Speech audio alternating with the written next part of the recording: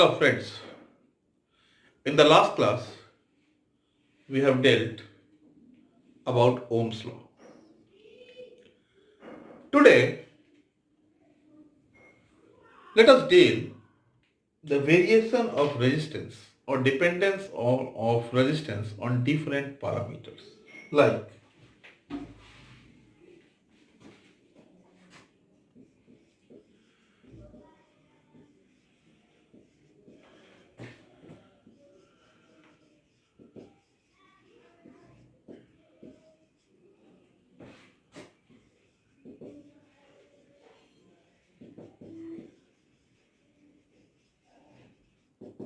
different parameters. We know that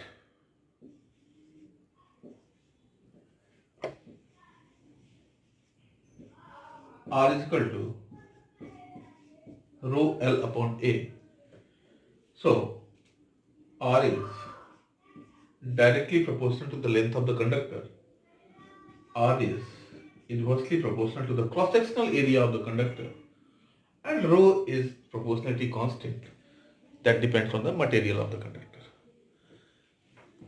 Resistivity of the conductor, rho means resistivity of the conductor is constant for that specific material that has to be there. Rho is called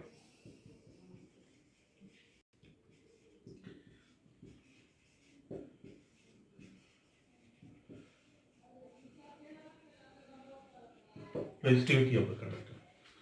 Rho क्या होता है? Rho is equal to RA by L. Unit of R is ohm.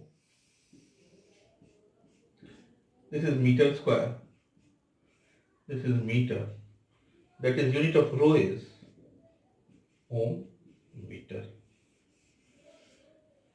ये सब छोटी छोटी बातें आपको ध्यान में रखनी ही पड़ेगी और बहुत इजी है समझना, बहुत इजी है समझना। इसको आराम से समझ जाइए, कोई दिक्कत नहीं है। हम लोग को देखना है कि डिफरेंट पैरामीटर पे कैसे चेंज करता है।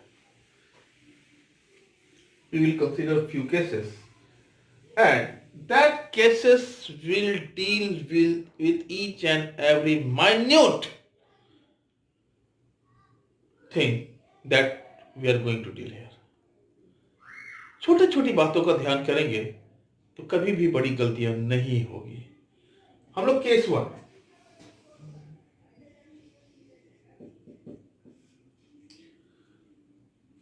L1 is equal to L2, A1 is equal to 1 by 2 A2, or better you write L2 is equal to L1 and A2 is equal to 2A1. अब रेजिस्टेंस क्या होगा? What is R1? Rho L1 by A1, R2 rho L2 by A2. तो R2 by R1 क्या होगा? बोलो। A2 by A1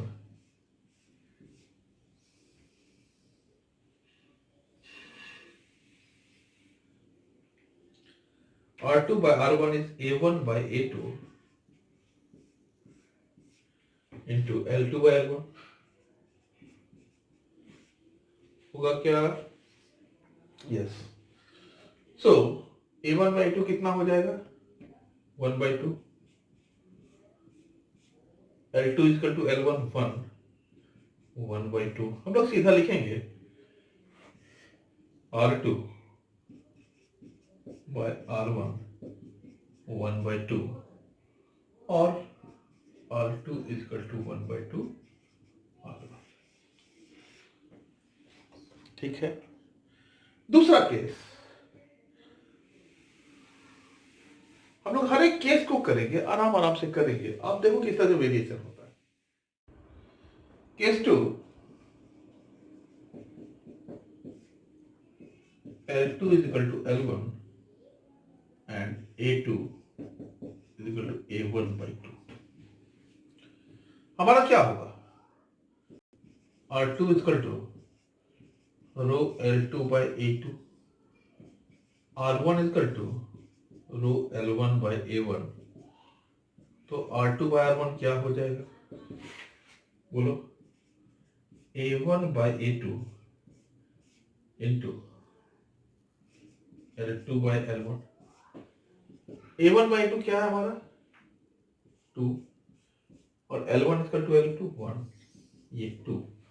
So we can write R2 by R1 equal to 2 और R2 equal to 2R1। अब देखो, जब ये area half हो रहा है, क्रॉस सेक्शनल एरिया हाफ हो रहा है, रेजिस्टेंस डबल हो जा रहा है। ये सब छोटी छोटी चीजें आपको माइंड करनी चाहिए ना। Case 3,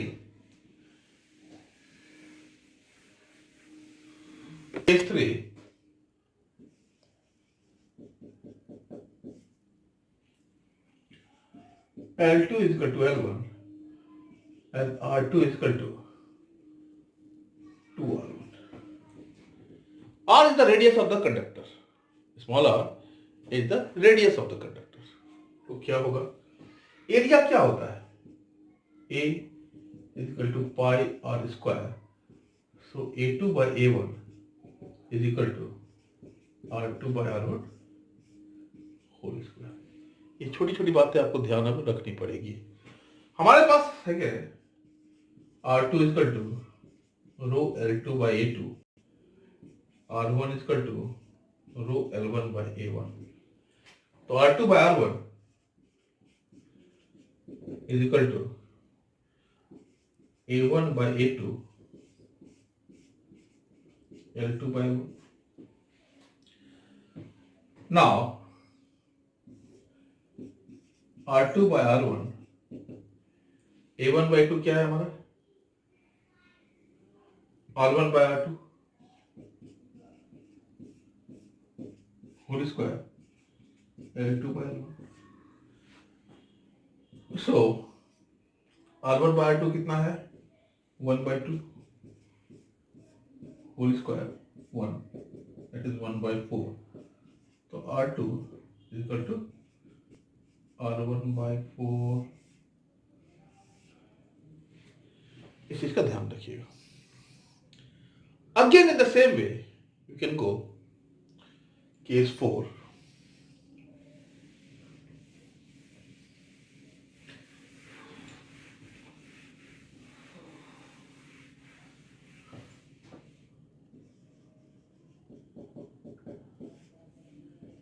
L2 is equal to L1 and R2 is equal to R1 by 2। R2 is equal to R1 by 2। हम लोग वही देखते हैं, एरिया क्या होता है? पाई आर स्क्वायर। तो A2 by और A1 by A2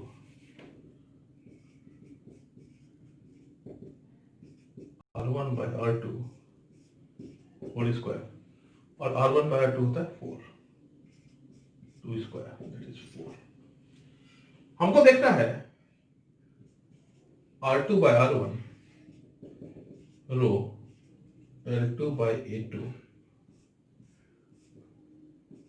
A1 row L1।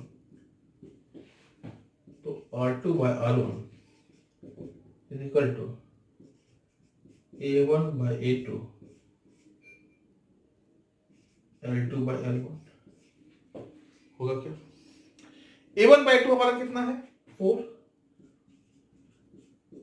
और वी कैन राइट, हाँ लिखो कितना हो जाएगा?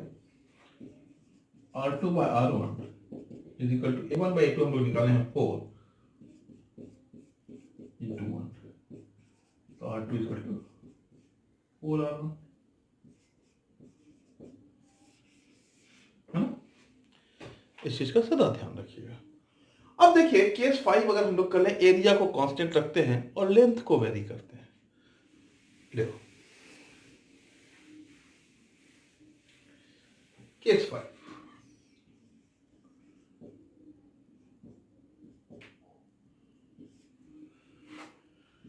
L2 is equal to 2L1 and A2 is equal to A1। ठीक है, या इसको ऐसे कर लो, it would be better, d2 is equal to d1. d is diameter of the conductor. Area क्या होता है? पाई d स्क्वायर बाय 4. ये छोटी छोटी बातें हैं जो आपको समझ में आनी चाहिए. नाउ हमारा R2 क्या हो जाएगा? रो L2 बाय A2. R1 क्या हो जाएगा? रो L2 बाय रो L1 बाय A1. तो हमारा R2 बाय R1 क्या हो जाएगा?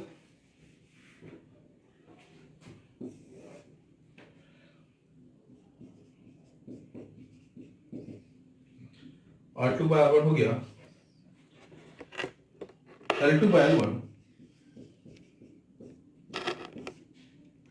A1 by 2. That is pi d square by 4 होता है L2 by L1 d1 by d2 whole square. L2 is 2L1, so L2 by L1 is 2 into 1 square. So R2 is equal to 2R. You can see directly proportional to the length. अगर length double हो गया है तो resistance भी double हो गया है. सीधा सीधा बात. Now case 6.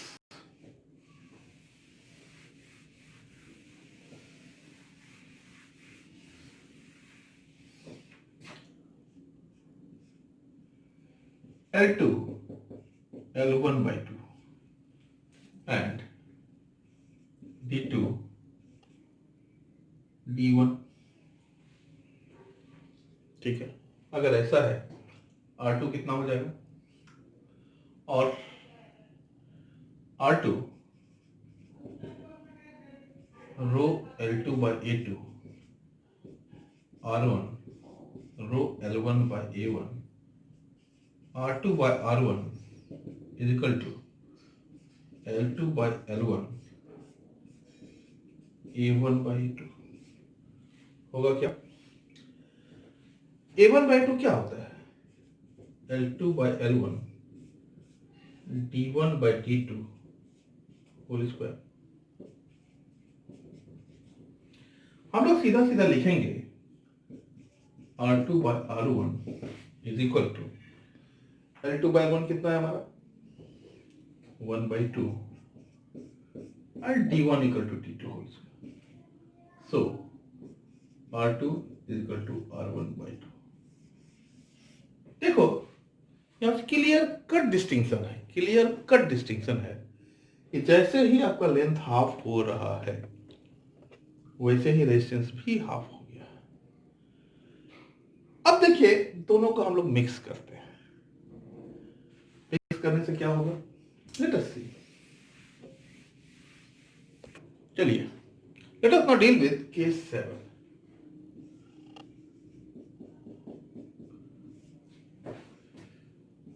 L1 2L2 D1 2D2. अगर ऐसा है तब क्या होगा? लेट अस सी. A1 क्या हो जाएगा हमारा? पाई D1 स्क्वायर बाय 4. A2 हो जाएगा पाई D2 स्क्वायर बाय 4. तो A2 bye A1 sorry A1 by 2 क्या होगा? D1 by D2 whole square. D1 by D2 कितना है? 2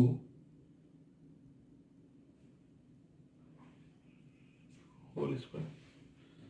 और A1 by A2 equal to 4. Similarly, L1 by L2 by L1 कितना है?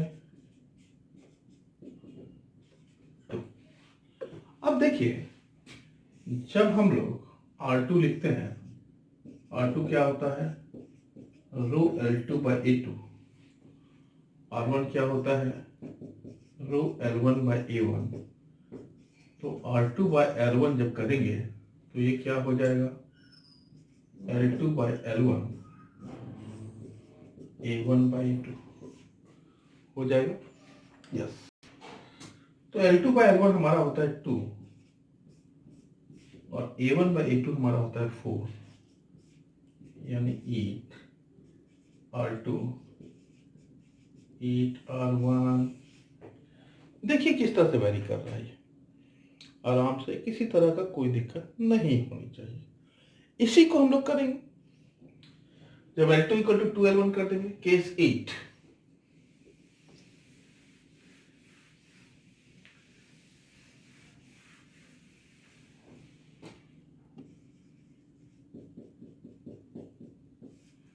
जब L2 equal to 2L1 and T2 equal to 2T1,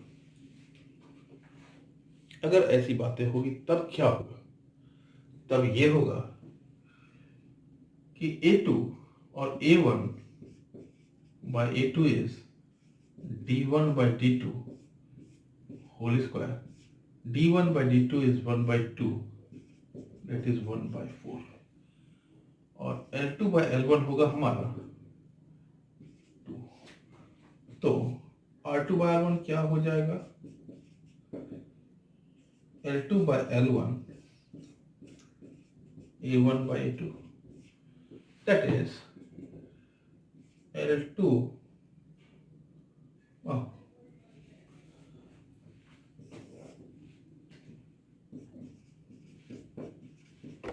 R2 by R1 is equal to 2 1 by 4, that is 1 by 2. So R2 by R1 1 by 2, R2 is equal to R1 by 2। एकदम clear, ये सारा numerical ही है, यही मान के चलिए आप लोग। इसी टाइप से न्यूमेरिकल आएगा, उसमें R1 और R2 का कोई वैल्यू दे देगा और कुछ नहीं करेगा, कोई कुछ कर ही नहीं सकता। ये छोटी छोटी बातें अगर आप ध्यान में रखते हैं भैया, कभी कुछ गलती नहीं होने वाली है, इस चीज को सदा याद रखिए। रेजिस्टेंस में कोई दिक्कत नहीं होनी चाहिए। बोलो कहीं पर कोई दिक्कत है, केस 8 कर रहे हैं, इस 8 केस में अगर कहीं कोई कंफ्यूजन है, कहीं कोई दिक्कत है तो खुल के बोलो। कोई दिक्कत? Can I proceed? फाइन। अगर तुम लोग हमको प्रोसीड करने के लिए अलाउ कर रहे हो तो I can move towards the temperature dependence of resistance, और resistance dependent on temperature. Let us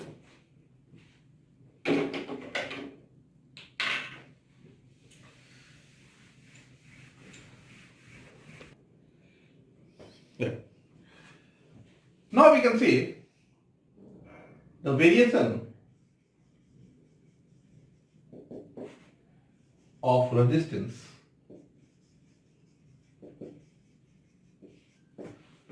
with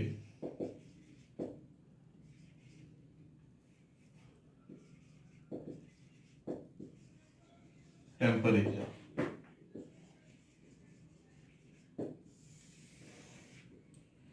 Variation of resistance with temperature. What we see? We have R is equal to rho L by A. Rho is the resistivity of the conductor, L is the length of the conductor, A is the cross-sectional area of the conductor. This is one thing. Means R is directly proportional to rho. जैसे ही रो change करता है वैसे ही resistance भी change करेगा, इसमें कोई confusion नहीं होनी चाहिए। And rho varies like row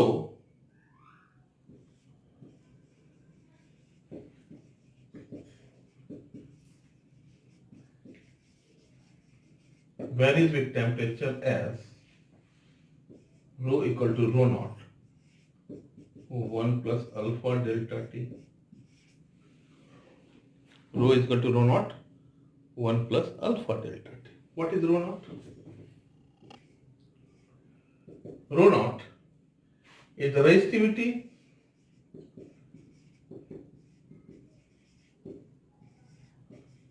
of the conductor of the material conductor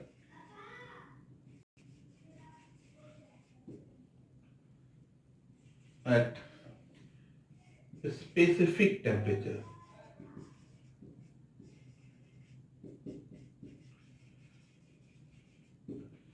Rho resistivity at final temperature. Delta T, T2 minus T1, that is increase in temperature.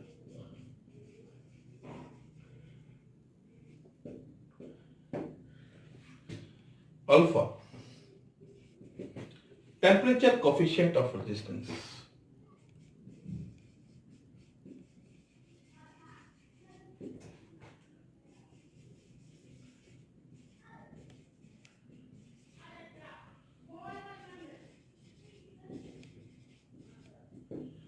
It is ध्यान रखिएगा. Now, if you want to write, the resistivity varies like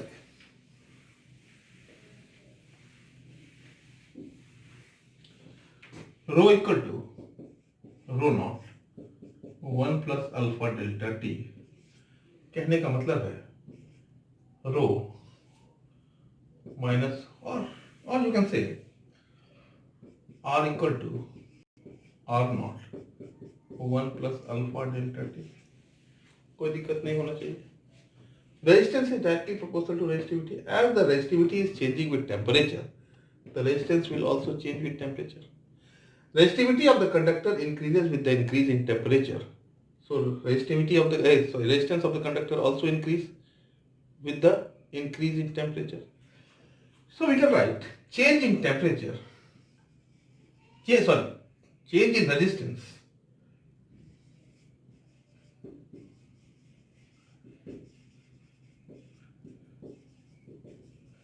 with change in temperature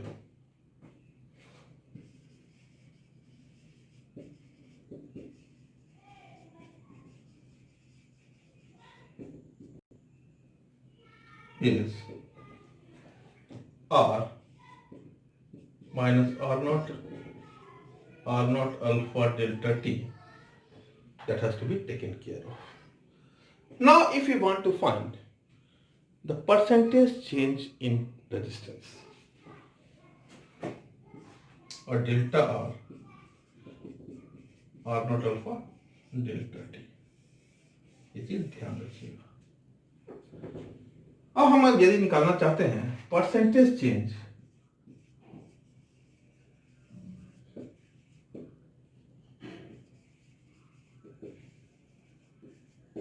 तो हमारा हो जाएगा r minus r naught upon r naught into 100 is equal to alpha delta t into 100. ये चीज सदा ध्यान रखिएगा. So this is percentage increase in resistance is equal to alpha delta t into 1.